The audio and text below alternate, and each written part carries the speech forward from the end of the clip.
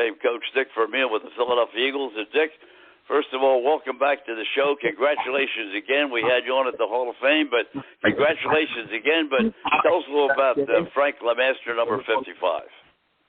Well, Frank was a special guy in my career because he played 7 years. I coached the Eagles, never missed a game, never missed a practice. I think it's 114 games he started. When I got here, he was playing side linebacker. And Campbell came here and Merrick moved side, which was a more natural position for him. He really excelled. He made the Pro Bowl in 2081, and just one of those all-time wonderful guys. And with me coming back and living in the area and him staying in the area, he and I and Bill Berge and a couple of people formed our own duck club together. We went deer hunting together. We drank wine together. We drank some of his famous Kentucky bourbon together. He was very close, very close. I'm not looking forward to getting eulogy because, at 71 years old, it's too young to pass on. It definitely is. Roger? Yeah, it certainly is, Coach. And I was talking to a friend of mine today. We were talking about Frank LeMaster, just like you alluded to, what a great career and the stability and everything that he brought to the field in those great days. And I think it's interesting because I've been asked to ask you a question, and how's the wine business? And how do people get some of that wine? The business is okay. We're not a big business when you talk about the Napa Valley, the area of the country for good wines. We make about 10,000 cases, we make about 2,000 cases a year. We crushed 39 tons of grapes this year, and it's going well. It took us 12 years to break even. It's not inexpensive wine. Our Cabernets are $100 a bottle, and our Chardonnay is a $60 bottle, and our blend is $65 a bottle. But it's good wine, and it's organization is led up by Thomas Brown. Is our lead consultant and works with our winemaker, and Thomas Brown. In fact, he had the Wine of the Year in the Wine Spectator magazine as the winemaker. So he knows what he's doing. Dick Vermeil is not a winemaker. He's a wine drinker with a passion for the wine. And, and I've shared a lot of glasses of wine with Frank LeMaster a number of times over the years. We hunted together in everything. Toward the end here, he was really struggling. He had issues, many back operations, and he could no longer walk properly. He walked with a walker and a shuffle step of about 6 inches, and he was struggling. He had some issues that were just catching up with him, though I did not expect him to pass. He was talking about going to Montana hunting with me this year in October and these kinds of things. A week ago Wednesday, I took him out for lunch. Okay, so anyway, he enjoyed our wine, and God bless him. But we're located in Calistoga, my hometown. The grapes come from Freddie Anna Vineyard. It's a 170-acre vineyard. My great-grandfather on the Italian side of my family owned 18 acres of it at one time. My grandfather Vermeil made our family wines from that vineyard. And now we're grown to the point where the way to get our wine is join our wine club. We have over 500 club members. Go online and Google Vermeil wines, or come into Napa and go to the tasting room. 1018 First Street. But thank you for asking. Well, Dick, I'll suggest to everybody that's listening around the country and wherever you're listening to us, if you ever get out to the area where Dick is, every once in a while he gets on the wine train. He gives a little. I was out there when he was on the wine train, and he gives a little speech about the wine and talks about it. I'll tell you, that's one of the great things, I think, as an inducement for visitors, to get on that train and just ride through and stop off at the vineyards. And I think it's one of the great things you could ever do. It is. Well, it's fun. Absolutely. The thing is, you better not drive after you get off the train, but it's a great thing to do. Have a driver assigned to pick you up when you get off. But it's a great experience, and the wine train program there in the Napa Valley has really expanded. They've modernized a lot of things, and they've made each stop a little more interesting, and they've done a very good job with it. Absolutely. Roger? Yeah, Dick, we haven't talked to you since the Super Bowl, and, a lot of controversy about that non-call or call at the end that people think should have been a non-call, which might have changed the game. But what was your feeling and your view of that game? I thought it was a great game. And go ahead. Too. Yeah, I thought it was a great football game. I really felt, that the field condition made it easier for offensive linemen.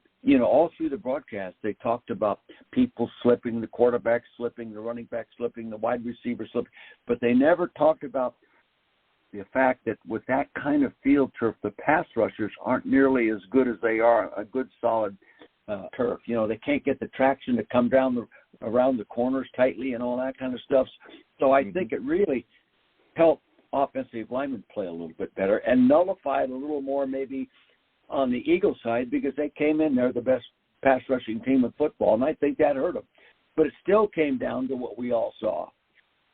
Second half play, that one fumble that the Eagles had, when it's all said and done, that cost them the football game.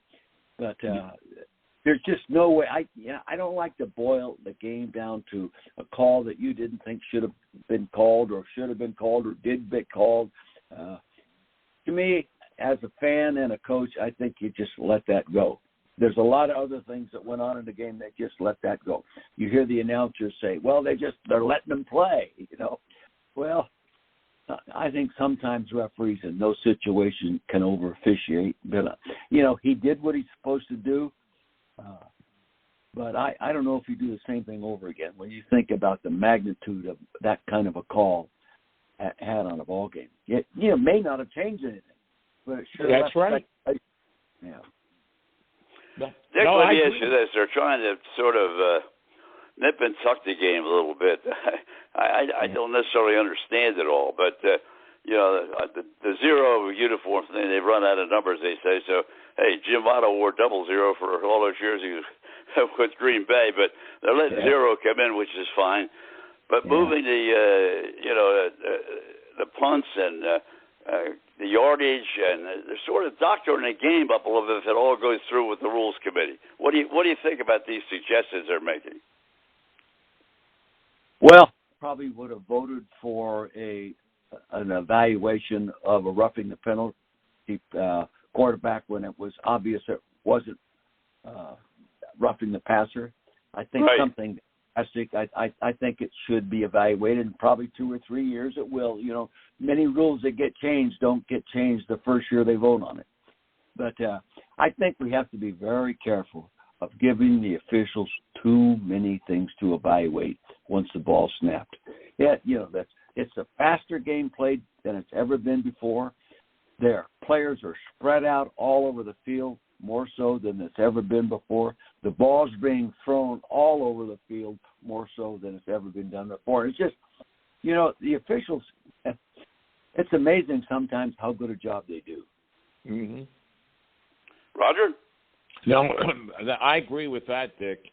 And I don't care how many officials you put on the field, it's still the human element that comes in and what you see at that time. Hey, if you have 20 replays from, what did they have, I think, in one game, 65 cameras all over the place.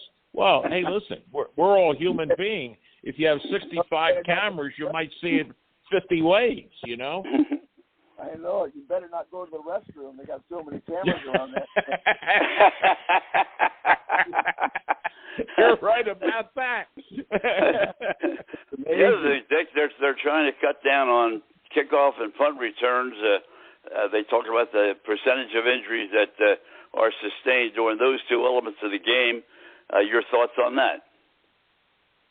Again, it knows there's risk involved. And I think whatever you can do to cut back on the injuries where injuries are occurring, it's good as long as it doesn't distract from the true value of the game. You know, with this kind of kickoff, we've eliminated the kickoff return for the most part, and that was one of the most exciting plays in football. Exactly. When I coached the game long, I started in the league in 1969, and I don't believe I've ever asked an NFL player when he's all finished playing, and I know a lot of them that are all finished playing, none of them ever said they wouldn't do it all over again. They'd say, in a minute, let me start as a rookie. In a minute, let me start as a rookie. You know, they know what they're getting into, and you can only protect the player to a point. And if you go too far, you eliminate what made the game an exciting game. The physicalness, the competition, the contact, the big, long kickoff return, the big, long punt return, all these different things. I think we've done enough. Roger? Yeah, that's a great point, Dick. And I think that Peyton Manning on his Hall of Fame speech was a great spokesman for football. Of course, you know, Archie's the chairman of the Football Foundation, and I've been involved in the Football Foundation for a long time. And I just think that, hey, listen, it's a great team sport. When I'm subbing, which is almost every day, I use it as an example to middle school students about teamwork, leadership. It all comes in football. You can't get a better example. No, you sure can't. And, and with kids and playing in high school, there's very little people do anymore where they get bumped and bruised and have to get up and go back and play or go back to work, you know. And I think football, especially at young, teaches them to, that their body is very durable and they can take some bumps and bruises. They can feel a little bruised the next day and still play or feel like not going to work and go to work, all those kinds of little lessons that are passed on, and the development of mutual trust through good examples around you because the other kids and players are going through the same thing you are. I'm a big advocate of the game. I'd want my grandkids, I'd want my great-grandkids to play, and they would play with a little risk. Now, they're not all going. Very few of them are going into the NFL, very few, and very few of them are going on into college. But I'm so excited about how many kids are getting scholarships to go on and play in college football that if they weren't football players, many of us, including Dick Vermeil, wouldn't have probably gone on to school, So you've got to weigh the positives and negatives and put it into a package and say, it's a hell of a game. Dick, one thing I've really never heard you discuss too much in all the years, and that is putting together a coaching staff. Give the listeners a little bit of an example of, and you had to do it in several different places, whether you did it in St. Louis, Kansas City, Philadelphia. Talk about how you approach the idea, and now, boy, they have so many coaches. I mean, it's really tough. But give us an example of how tough it is, and what do you do? Well, I was a little bit unique. I basically never interviewed for an NFL coaching job. So I didn't really go through the extensive interviews that people go through today.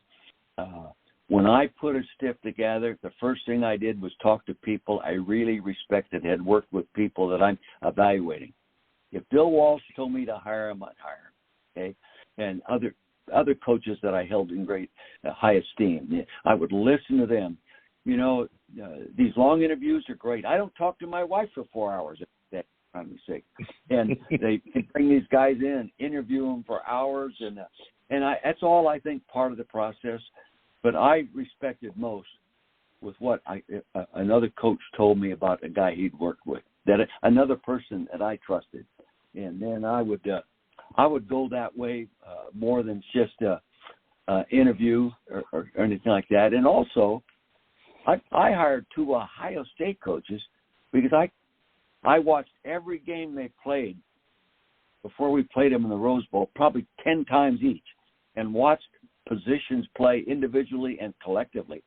And I kept saying to myself, boy, are these kids well coached. Then all of a sudden, I'm in a position to hire football coaches. I hired 2 of them, okay? Chuck Lawson was one. Yeah, George Hill the other. Yeah. There you go.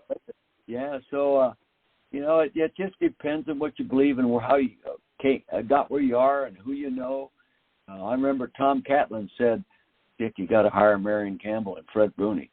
Smartest decision I ever made was stimulated by a coach I'd worked with for 4 or 5 years because he had worked with him before me. So, that's how I put my staffs together. When I took the UCLA job, I still had a month to coach at the Rams.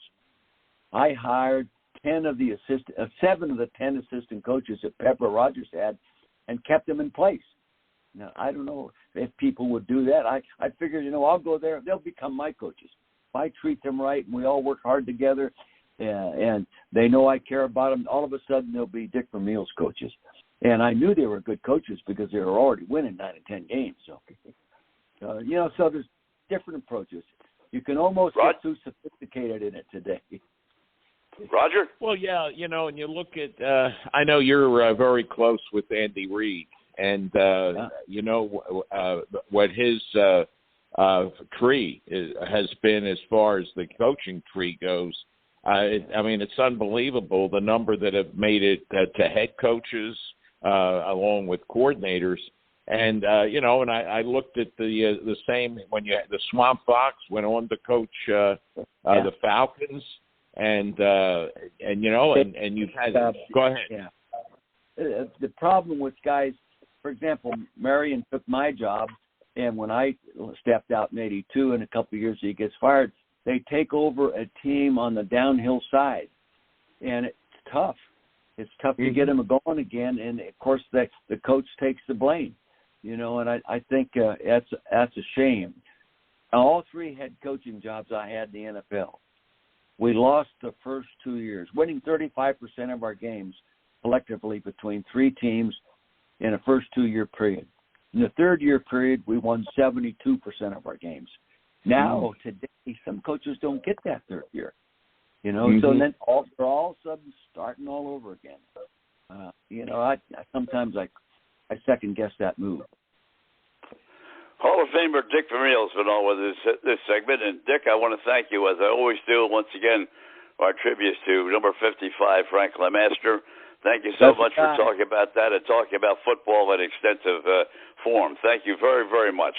All right. It's always a treasure, Dick, to talk to you. And I'll tell you one thing. I'll never forget. I was at your camp the year of the Super that you won the title and then the Super Bowl. I was at the camp in St. Louis, and then I got to ask you a question at camp. How good is this team? You answered it, and then I got to ask you the question when you won the Super Bowl. Did you know the team was going to be that good? quite a year for me. I told John Shaw, the president, I said, John Shaw, this is a playoff football team. The first 2 years we had worked their butts off them. Way beyond what you're allowed to do today. And, we had 9 guys left roster that went to the Super Bowl that we took over 3 years earlier. And and we were able to draft, and Charlie Army and Jay Zygmunt did beautiful jobs with personnel and my staff. And, but John Shaw said, don't tell me that. I've been told that many times when we end up losing. I believe it's a good football team. We did not have a weakness. Right. Well, it all proved the truth in the pudding, as they say, right? Once again, Dick, thank you very much. Coach. Google that wine because we want to keep selling it for you. All right. Thank you, buddy. I appreciate it. Take care. Bye. Take care, partner.